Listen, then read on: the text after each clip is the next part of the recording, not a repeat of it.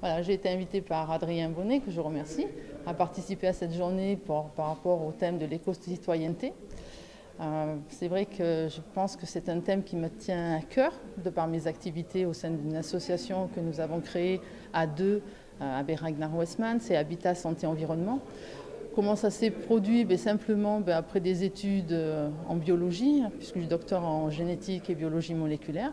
Je me suis orientée dans un premier temps 10 ans en Suède, qui eux m'ont formée en santé environnementale. Et puis à partir de là, j'ai eu un élan d'éco-citoyenneté, puisqu'il m'est paru évident qu'il fallait faire de la sensibilisation, de l'information par rapport aux changements de pratiques que nous devions mettre en place, puisqu'aujourd'hui nous sommes dans une vraie transition. On ne le réalise peut-être pas forcément, mais tous les jours, on vit une transition.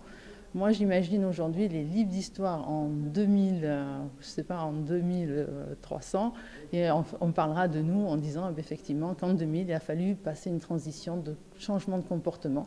Donc aujourd'hui, j'essaie d'expliquer sur les bases de l'épigénétique, puisque c'est mon dada, on va dire, en quelque sorte, sur les bases de l'épigénétique, le pourquoi il faut faire un changement de comportement. Parce qu'aujourd'hui, on s'est aperçu que l'environnement pouvait modifier l'expression des gènes. Ça faisait un on-off, alors que jusqu'à présent, on pensait que tout était figé, c'était une certaine fatalité au niveau de l'ADN. Or, aujourd'hui, on sait que nous sommes acteurs de notre santé.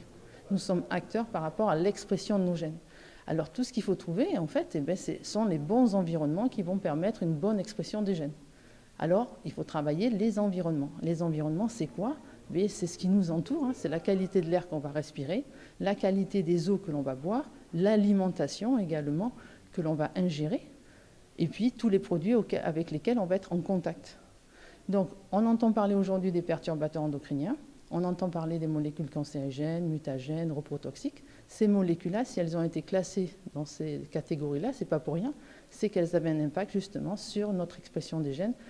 Ces molécules dites cancérigènes conduisent, à un moment donné, à un cancer. Potentiellement, elles sont capables de nous conduire à un cancer. Donc, il faut les éviter. Donc, il faut travailler nos environnements. C'est-à-dire, vous faites un nettoyage de votre maison, il ne s'agit pas de prendre un détergent avec une molécule potentiellement capable de générer un cancer. Il faut prendre un détergent qui vous assure qu'il n'y a pas de molécules toxiques pour votre santé. Vous faites un cartable à votre enfant, ne mettez pas un feutre qui va émaner une molécule comme du xylène, un feutre à tableau blanc qui a des odeurs très fortes, on le sent. Vous prenez un feutre qui va être à base d'alcool, comme ça vous allez préserver la santé de votre enfant, tout simplement. Donc il y a plein d'actions à mettre en place, que ce soit au niveau des cosmétiques bébés, par exemple, également, des matériaux que vous allez utiliser dans les chambres à bébés. Ne mettez pas un PVC au sol, ça sera des perturbateurs endocriniens également. Il y a plein de petites actions qui sont très simples, et c'est toujours le plus difficile de faire le simple. N'allez pas chercher de la technologie, simplement, il faut accumuler ces petites actions au cours de la journée pour préserver sa santé. Ne faites pas chauffer votre nourriture le midi dans une boîte plastique qui va relarguer des plastifiants dans votre nourriture. Sinon, vous aurez à gérer les plastifiants dans votre corps. Donc, c'est une accumulation de petites actions simples qu'il faut mettre en place, mais c'est un vrai changement d'habitude, et c'est ça la difficulté, c'est le changement d'habitude.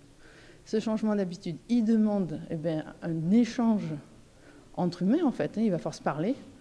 Et là, la difficulté, c'est qu'on n'a pas forcément toujours les réseaux. L'information, elle n'est pas toujours très claire sur tous les médias.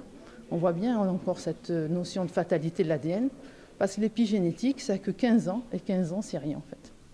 Donc continuons la transition. Voilà.